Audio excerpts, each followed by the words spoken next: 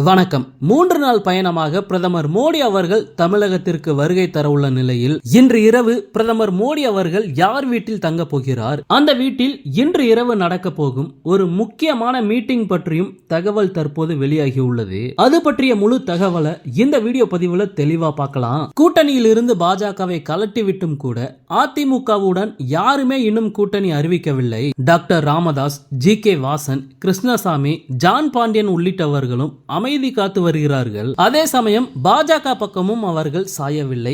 மீண்டும் பாஜக மற்றும் அதிமுக கூட்டணி இணையலாம் என்பதால் பொறுமை காப்பதாக தெரிகிறது. ஆனால் எடப்பாடி பழனிசாமியின் பிடிவாதத்தை பார்த்தால் பாஜக தனித்தே களமிறங்க வாய்ப்புள்ளதாக சொல்கிறார்கள். இந்த நிலையில் ஏசி சண்முகம் மற்றும் பாரிவேந்தர் இருவர் மட்டுமே பாஜகவிற்கு இதுவரை ஆதரவு தந்துள்ள நிலையில் மற்றவர்கள் அமைதி காத்து வருகிறார்கள். இவர்கள் எல்லாம் பாஜகவிற்கு ஆதரவு தரப்போகிறார்களா அல்லது அதிமுகவிற்கு ஆதரவு தரப்போகிறார்களா என்று தெரியவில்லை.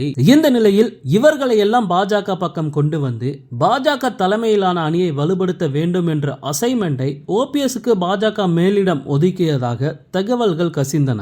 அதனால்தான் கடந்த முறை பிரதமர் மோடி அவர்கள் தமிழகம் வந்தபோது கூட ஓபிஎஸ்க்கு அதிக முக்கியத்துவம் தரப்பட்டது.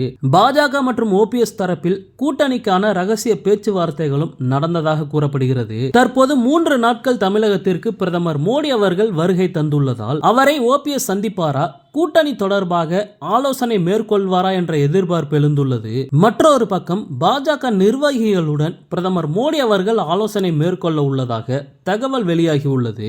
இந்த சந்திப்பில் மத்திய இணை அமைச்சர் எல் முருகன் மற்றும் தமிழக பாஜக தலைவர் அண்ணாமலை உள்ளிட்டோரும் கலந்து கொள்ள உள்ளனர். மேலும் சென்னை கவர்னர் மாளிகையில் இந்த சந்திப்பு நடைபெற உள்ளதாக சொல்லப்படுகிறது. அது மட்டுமில்லாமல் பிரதமர் மோடி அவர்கள் இன்று இரவு கவர்னர் மாளிகையில் தங்க உள்ளார். இதையடுத்து வருகிற நாடாளுமன்ற தேர்தலில் பாஜக இந்த முறை தனித்தே களமிறங்கும் என்று எதிர்பார்க்கப்படுகிறது. இதைதான் கடந்த 1 வருடத்திற்கும் மேலாக மாநில தலைவர் அண்ணாமலை அவர்கள் மேலிட தலைவர்களை வலியுறுத்தி வருகிறார்.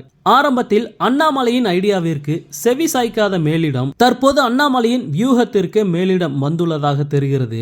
அந்த வகையில் பாஜகவின் கூட்டணி முடிவு என்ன, யார் யார் கூட்டணியில் இடம்பெற போகிறார்கள் என்ற ஆர்வம் பெருகி வரும் நிலையில்தான் இன்று கிண்டியில் அனலடிக்க போகிற சம்பவம் நடைபெற போகிறது.